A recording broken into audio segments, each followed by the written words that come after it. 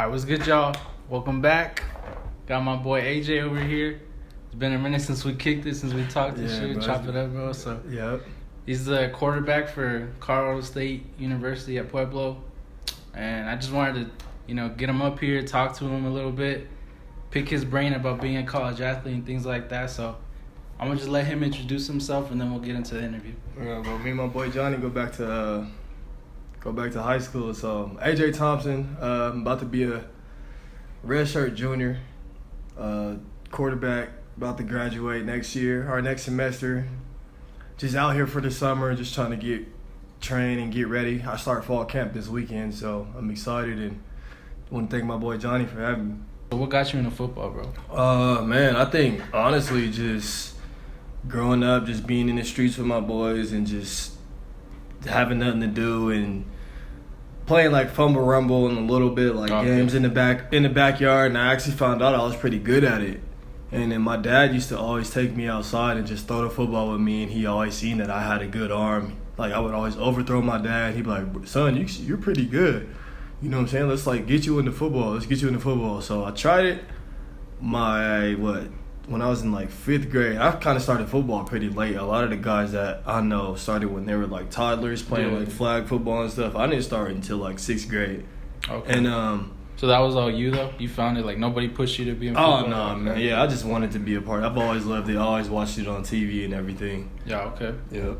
So how was it playing in Montbello, like when you got that starting job and things like that? Man, Montbello was crazy. So, I mean, my first year, I was a freshman on the team. Couldn't really find my identity.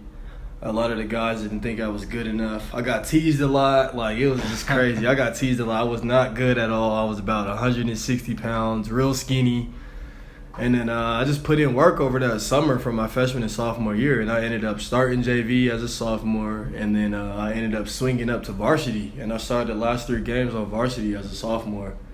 And then right then and there, I was like, this is something that I could do for a while. And it just took off from there, honestly. Yeah, I've been seeing your highlights and stuff, yeah. So how was that transition from high school to college? It was pretty tough, honestly, because, I don't want to say that I was unprepared. I just know I wasn't as advanced as some of the other guys on my team, so that's why it forced me to redshirt for that first year. If y'all don't know what a redshirt is, you go in as a college athlete your freshman year, and they basically sit you down. You still practice and everything, but you don't suit up for games. You don't travel. You don't do none of that. They want to take that year to develop you, really. They take that year and you get bigger, stronger, learn the speed of the game a little more, learn the playbook a little more, and then your clock doesn't start, so your eligibility doesn't run out until you actually suit up for a game. Okay. So I didn't suit up for my first game until my sophomore year, but I was still considered a freshman on the field. Okay. So yeah. That, I don't know, like to me, I'm not too familiar when it comes to like red shirts, but did you get the job the next year, or was it? So the next year, I actually had to compete for the job, but with 2 other guys. So what happened was, that next year, I ended up being number 2 in a depth chart. I was in front of a guy who was older than me, and then the guy who was older than me was in front of me. So what happened was, he starts the first game, we win, and then we go down to Texas for our second game, and he ends up getting hurt for the rest of the season, like bad shoulder injury on his throwing shoulder. And I stepped into the role, and then it just took flight from there. We didn't lose another game into the playoffs, late into the playoffs too. So freshman year went well. I ended up winning like RMAC Conference Player of the Year, got a lot of recognition and stuff. So it was pretty dope to be just 19 years old in my first year playing college football. So what was? I'm gonna do two part right here. So yeah. What was it? What do you think right now so far is your greatest success in your college career? Probably that first year, honestly, because that was the year we came off the national championship the year before. So are you considered a champ, real quick? Yeah, actually, like a conference champ. I didn't win a national, the big championship yet, but I've got a couple of conference rings. I got 3 of them right now, which is pretty cool because, I did my part in all of them. Got a great team. We win that conference almost every year, so it's pretty dope just to have rings. Yeah, exactly. Have something to show for. Yep. So with that, what do you think your greatest obstacle has been so far? Probably these last 2 seasons, you know. Dealing with the injury. Dealing with the injury, okay. And then after that first year of me playing, I ended up getting benched my sophomore year because we weren't doing as well as we were expecting to. We started off 0-2. So, I mean, that really hit my confidence a lot, you know. I got humbled up real quick because I was on top of the world when I was my first year. I'm 19 years old. I'm starting. I'm young. I'm like, yeah, I can do this for the rest. Like, I can do this, you know what I'm saying? Yeah, and then having that starting job taken from me like that just shows that I couldn't take nothing for granted. And then this last season, just having that injury that put me out for the whole season after the first game really opened my eyes and a lot more, too.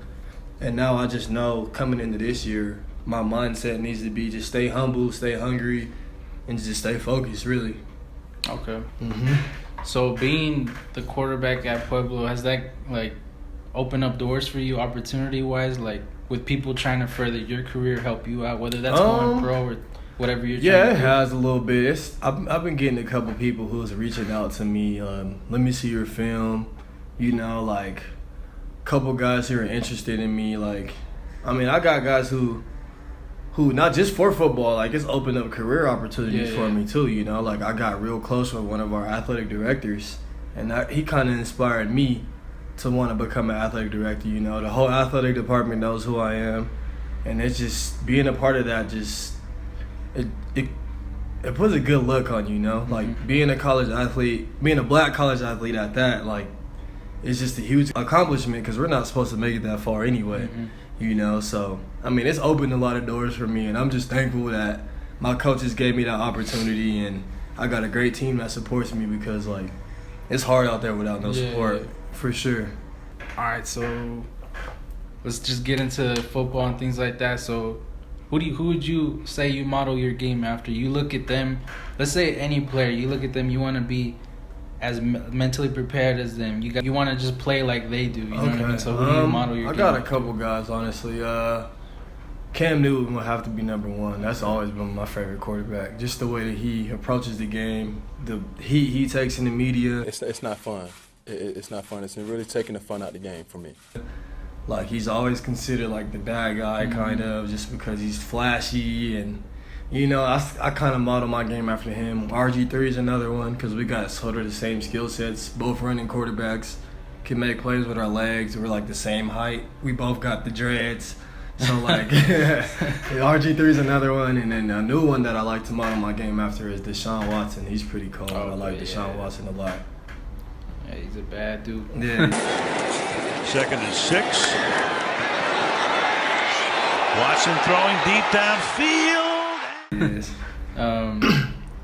So I guess just mentally having to be an athlete, you got to go through the playbooks, you got to do the practice, all that stuff. So how does that take a toll on you? Like, first, man, you know what I mean? Like, it's kind of tough because, like, yeah, we got football, but we actually got school too. So yeah. I mean, it's tough, especially at my position. Like, at quarterback, it's a lot more than just throwing the football. Like, you got to know everybody's position. You got to know everybody's job. You got to know your job. You got to relay the message. You got to relay the plays to everybody in the huddle. And you got to put the other 10 guys on the field in a position to make plays and be successful.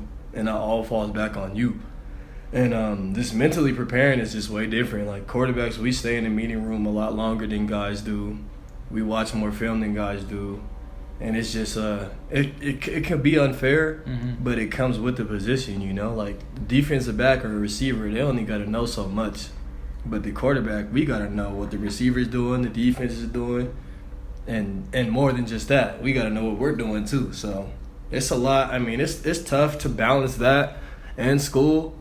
But that's why only special people can play that position. So, all right, since you already went into it, it's a great segue. Well, what is it? Since, you know, we can see on the news, we can see what these players are saying. How stressful is it being a student athlete, having to balance everything going on in your life? I mean, it's really stressful, honestly. I mean, what people see is what goes in on game days. Y'all see the wins, y'all see the stats, y'all see that, but y'all don't see the behind-the-scenes work. Y'all don't see the extra hours that we put in. Y'all don't see that we are, like, the regular student can start their homework at like 3:00 p.m. after they're done with classes and Starting stuff. at midnight. Yeah, we're starting at like 8 or 9, not getting done till like midnight. So, I mean, it's tough, you know. But I mean, that's why we love the game, because like that grind and that hard part about it is what makes us feel good about ourselves. So it's tough, man. But like, that's why it's not for everybody, you know. There's so many people who get to college and they quit after that first year or after that first semester because they just know, like, it's different, you know. Like, everybody can play high school ball because everybody's on the same schedule. But in college, everybody's schedules are different. Everybody's majoring in different stuff. Everybody has different homework loads.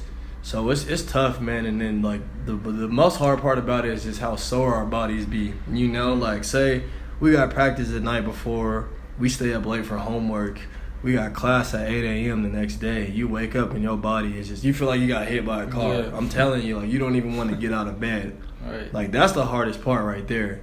Is just trying to get yourself to class and everything. So, I mean it's tough, bro. But that's what. Why do you do it if it's not gonna be hard? You know, if it's gonna be easy, everybody can do it. You know. So what's that schedule like from beginning to end? Like, so day-to-day basis. Day-to-day basis. In the season, we'll have our classes in the mornings. Don't want any classes in the afternoons because meetings will start around like 2:30. We'll meet for meetings. We'll go over the game plan for the week, study our opponent a little bit, then we go to practice. Practice is from like 3:30 to about 5:30, 6 p.m. Get out of practice, go home, shower, eat, and you get to your homework if you have any, and you're not getting to that till like 8 o'clock. So, man, I mean, that's every day. And then you do that for about 3 or 4 days a week, and then game day comes. You play your game on Saturday. Friday nights are pretty mellow. Like, it's like a little walkthrough, a lot of meetings. You know what I'm saying? Like, all the work has already been done Monday through Thursday. Preparing is already over with. Like, when you get to Friday, it's game time. You should already be in game mode. So Saturday comes, we play the game. Saturdays are really the only day of the week where you get to really chill. Saturday and Sunday, if you don't have homework on Sunday. So, I mean, Saturday is probably the best day of the week, really. So what's the end goal for you? Like, what would you want to do? Would you want to, like, we were talking a little bit, you know, before we started recording, like, is it going pro? Yeah, I mean, I'm so, that's, if you make it to the college level, everybody's dream is to go pro. Yeah. You know, there's always different opportunities, NFL, Canadian Football League, overseas. Personally, if I got any chance to play football after college, that would be a blessing because, you know, I'm getting paid to do what I love, you know, but, like, I am about to get my degree after this semester, so, I mean, if it doesn't work out, I'll just end up working in the field. I want to be an athletic director, I was telling you earlier, so, I mean, even if I don't end up playing football after college, I'll still be around sports, you know. It's still something that I love, and I'll still be getting paid to do something I love, even though it's not the dream. Yeah. But, like, it's still something to do, you know. Like, a lot of guys, they get to school, and they don't make it to the NFL, and they don't even get their degrees, and they move back home, and that's just it. They're living day to day. So I'm trying to avoid that living day to day type thing. Like, I want to have a plan each way. I got 2 separate routes, so wherever it takes me, I'm gonna be straight regardless. So, I mean, I know a team down the highway that I think needs a oh, quarterback. yeah, for sure. Hey, hopefully, Denver, hey John, hit him up, bro. Hopefully, hey, one of these days, that would be for sure the dream right there. I'd love to play for the home team. To you, is it a relationship between a player and a coach, or player and teammates, player and assistant coach? And if you had to rank, which one's more important, or they're all the same, you know, whatever? Yeah, if I had to rank them, I feel like the player-to-player relationship is number one. You know, because you gotta trust your teammates in order for y'all to go out on Saturday and play as one unit. Because if you don't trust your brother next to you, then you guys are gonna second guess, and you guys aren't gonna play fast, and you guys aren't gonna have that confidence to go out and beat another team. Player to coach relationship is probably next. You know, you gotta have coaches who believe in you and who trust your skill set and use you to the best of your abilities to help the team. You know, that's really important too. And I say player to just the community and just like, yeah, the community is important too. Like, just the people you go to school with, people you run into in the store when you're wearing your team gear is important because you representing the team at that point, you know. Whenever you're outside of practice, you're still representing the team because they know who we are, like especially in a small town like Pueblo. Everybody knows the athletes, you know. So like if we're out here wilding and being dumb, making bad decisions, that makes the coaches look bad and it makes the team look bad. You know what I'm saying? And that stereotype about football players is easy for them to say, you know? So that's really important. Like, when you're in the community, you just keep a smile on your face and just be respectful to people because people approach us a lot. You know what I'm saying? If I wear my CSU Pueblo shirt to the grocery store, I'm probably going to get a couple of people who's going to be like, who do you guys play this weekend? Or what position do you play? I meet somebody new every time. So, I mean, it's important just to keep that good image. You know, because that attracts more people that come support us on game days, you know. You don't want to bite yourself in the foot and not have people in the stands because we're not acting right outside of the stadium, you know what I'm saying? So all of those relationships are important, but I'll say player to players first, coach to players second, player to communities third. Yeah, that's cool, bro. That's cool. If you had to predict your best case scenario this season, what would you want to happen for you? Stat-wise, just anything. I would just want to have a part in every game. I just want to have an impact in every game. I don't care about the stats. I just want to have an opportunity to go on the field, play alongside of my brothers, and just showcase my talents and skills and just be helpful to them, you know? Like, it'll be ideal for me to start and be the man and everything, but hey, if that's not what it's supposed to be, then I would just be cool with just coming in and playing, you know. It doesn't matter if I'm starting. I just want to be on the field, you know what I'm saying? Because I know I can make an impact on the game because I bring a different swag to the team. I bring a different dynamic to the team. I bring energy to the team, and I just bring big play abilities. Like, you're going to get a couple big plays out of me each game, you know, and it can just change the whole dynamic of the game. But, like, stat-wise, I mean, it'll be nice to throw for about 1,800 yards to 2,000 yards, over 10 touchdowns. That would be nice. Rush for about a couple of touchdowns. That would be perfect, you know. But if it doesn't work out that way, I would just want to have my part, leave my mark on each game. Yeah. That's it. So is there, like, since you said that, you know, being the man, like, is there a point in time where you're like, man, let me do, like, you know what I mean? Like, you want to take control. This is my time. I'm going to do what I got to do. You know what I mean? Like, how's that balance? Like, I mean, yeah. I mean, I've used to be like that, like just taking control over the team, but you can't get too ahead of yourself, you know, because then you still got to have the respect for your teammates, and they got to respect you. And if you feel like you're all big and bad and everything, then they're not going to respect you. You know, like, yeah, everybody wants to be that guy. Everybody wants to start. But if the coaches feel like somebody is better than you, I mean, respect and listen to their coaches, you know. I mean, I've done that. I have to do that for the past 2 years. You know what I'm saying? Yeah. And I'm a competitor. Everybody's a competitor. Like, if you get told that somebody's better than you, you're going to be like, no, he's not. Like, what?